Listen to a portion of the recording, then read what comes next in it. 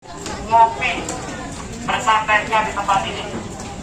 Makanya kita malam hari ini menyampaikan, kita mulai malam hari ini ke depan kita sudah menerapkan sanksi dan menerapkan denda. Jadi tidak lagi sosialisasi terus dan bagi masker. Maskernya pasti sudah ada, sosialisasi sudah ada, tetapi ketertiban yang belum dilaksanakan. Nah ini jangan sampai korban berjatuhan lagi, mari kita dukung.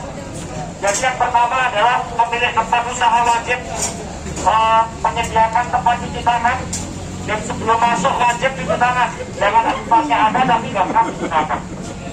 Yang kedua adalah masker. Jadi masker ini jangan hanya sebagai aksesoris. Kapan dia tidak terpakai atau dibuka, silakan diturunkan. Ketika ngopi sama rokok, setelah ngopi tarik rokok, rokoknya selesai, naikkan lagi maskernya. Nah, ini yang saya keliru. Selama ini kita hanya taruh di dagu saja sama kita ngopi, kita ngobrol, berarti tidak ada gunanya. Nah ini tidak boleh ke depan. Sanksi nanti kita denda. Yang kedua adalah kaitan dengan jaga jarak.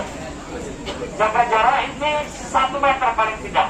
Jadi ini penting saya sampaikan kepada pemilik usaha.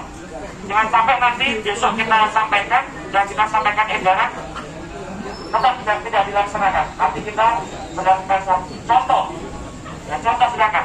Abang-abangnya yang di sini, ini terlalu dekat. Terlalu dekat. Satu di sini. Ini sudah bagus ini. Ini sudah dikasih tanda silang. Satu nggak apa-apa. Abangnya geser. Geser. Abang berdiri. Masnya berdiri. Nah, seperti ini. Geser.